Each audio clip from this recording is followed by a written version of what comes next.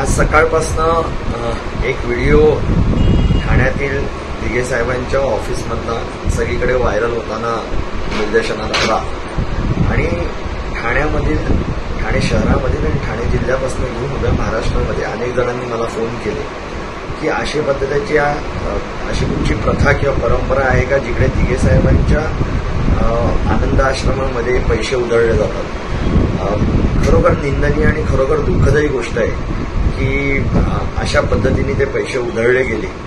ती परंपरा आहे का किंवा त्या पद्धतीचं अशा पद्धतीने अनेक वर्ष अशा गोष्टी काही चालल्या आहेत का? तर मला असं वाटतं की ज्या पद्धतीने ज्या तऱ्हेने हे पैसे उधळण्याचं काम चाललेलं आहे आणि ह्याच्या अगोदर देखील मी अनेक वेळा असं सांगितलं की ह्यांचेच नेते साहेबांच्या प्रतिमेच्या समोर चपला आणि शूज घालून उभे राहून एकमेकांना पुष्पगुच्छ देतात। अत्यंत दुर्दैव आहे की ज्या दिघे साहेबांचं पूजन आपण करता, ज्यांना आपण देव मानतो, जे आपलं दैवत समजतो, त्यांच्या प्रतिमेच्या समोर अशा पद्धतीची गोष्ट करणं हे अत्यंत निंदनीय आहे, दुर्दैव आहे आणि मला असं वाटतं ह्यामुळे अनेकांच्या भावना दुखावल्या गेलेल्या आहेत। आपण बघितलं असेल एवढ्या वर्षामध्ये ठाण्यामध्ये दिघे साहेबांच्या ऑफिसमध्ये त्या आनंद आश्रमाला बघण्याचा एक दृष्टिकोन खूप वेगळा होता।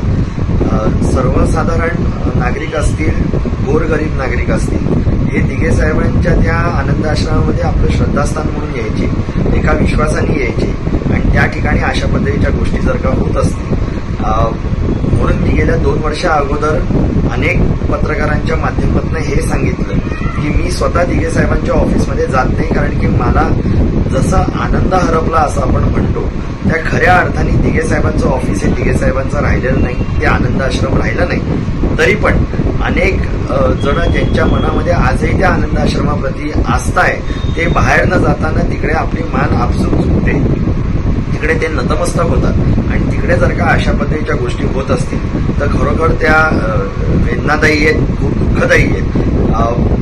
दिघे साहेबांची माफी या क्षणाला आपण मागू शकतो। ज्या पद्धतीने छत्रपती शिवरायांचा पुतळा या महाराष्ट्राचं सरकार किंवा ह्यामध्ये आपण सांभाळू शकलो नाही, तसंच दिघे साहेबांची प्रतिमा, दिघे साहेबांचे संस्कार, त्यांची तत्व, त्यांचे विचार हे जर का अशा पद्धतीने जर का चुकीच्या माध्यमातून आणि चुकीच्या पद्धतीने लोकांपुढे जात असतील तर खरोखर दुःखदायी आहे आणि याच्यासाठी मी जनतेची आणि त्याचबरोबर लोकांना आव्हान करतो की आनंद आश्रम आता आनंद आश्रम राहिला नाही आणि खऱ्या अर्थाने आपला आनंद हरपलेला आहे।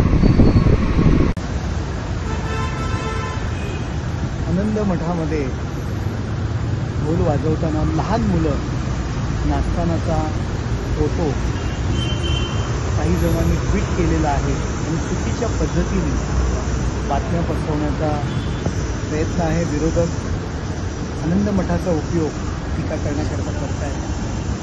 दरवर्षी दिघेसाहेब असताना पण जेव्हा टेंभी नाक्याचे गणपती विसर्जन व्हायचे त्यावेळी टेंभी नाक्यातले गणपती आणि ते ढोल वादक लहान मुलं धर्मवीर आनंद दिघे साहेबांना भेटायला यायचे आणि ते ढोल वादक त्या ठिकाणी ढोल वाजवायचे आणि दिघे साहेब त्यांना बक्षिसी द्यायचे। लहान मुलं सुद्धा त्या ठिकाणी त्या व्हिडिओमध्ये नाचतायत।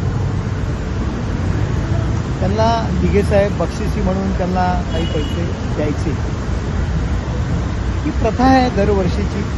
टेंभी नाक्याचे गणपती विसर्जन करतानाचे काही लोक त्याचा गैरप्रकार आणि चुकीच्या पद्धतीने टीका करतात।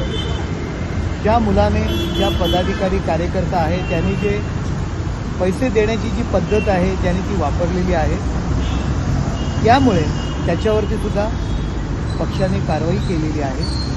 परंतु चुकीच्या पद्धतीने लोकांमध्ये अशा पद्धतीची बातमी पसरवणं आणि टीका करणं आनंदमठ दिघे साहेबांची परंपरा, दिघे साहेबांचे उत्सव आज माननीय मुख्यमंत्री एकनाथ शिंदे साहेब यांच्या नेतृत्वाखाली आम्ही सुरू ठेवलेले आहेत. ते आनंद मठात तुम्ही पाहिलं असेल, ते जपलेलं आहे, त्याची परंपरा जपलेली आहे, त्याची संस्कृती आम्ही जपलेली आहे. त्यामुळे धर्मवीर आनंद दिघे साहेब आणि त्यांची प्रतिष्ठा जपण्याचं काम आम्ही करतोय.